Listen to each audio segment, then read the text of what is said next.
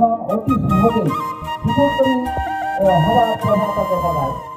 স্ত্রীলোকের মধ্যেও তেমন অতি সহজেই অধপতিত হওয়ার প্রবণতা থাকে। তাই শিশু ও স্ত্রীলোক উভয়েরই পরিবারের প্রবীণদের কাছ থেকে প্রতিরক্ষা ও তত্ত্বাবধানের একান্ত প্রয়োজন।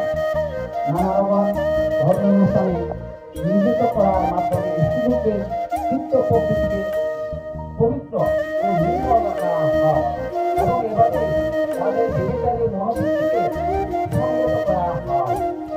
চাণক্য পণ্ডিত বলে গেছেন, স্ত্রীলোকেরা সাধারণত অল্প বুদ্ধি সম্পন্না, তাই তারা নির্ভরযোগ্য অথবা বিশিষ্ট নয়।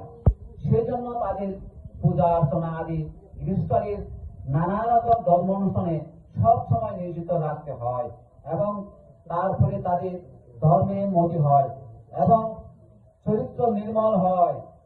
তারা তখন চরিত্রবান ধর্মপরায়ণ সন্তানের জন্ম দেয়, যারা হয় বর্ণাশ্রম ধর্ম পালন করার উপযুক্ত। বর্ণাশ্রম ধর্ম পালন না করলে স্বভাবত স্ত্রীলোকেরা অবাধে পুরুষদের সঙ্গে মেলামেশা করতে শুরু করে এবং তাদের ব্যভিচারের ফলে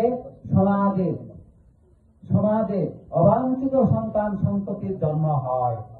দায়িত্ব জ্ঞান শূন্য লোকদের পৃষ্ঠপোষকতায় তখন সমাজে ব্যভিচার প্রকট হয়ে ওঠে এবং অবাঞ্ছিত মানুষে সমাজ পেয়ে যায়।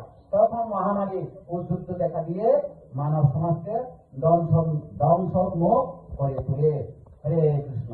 তো দেখেন, আপনারা শুনছেন এই শ্লোকের অনুবাদটা।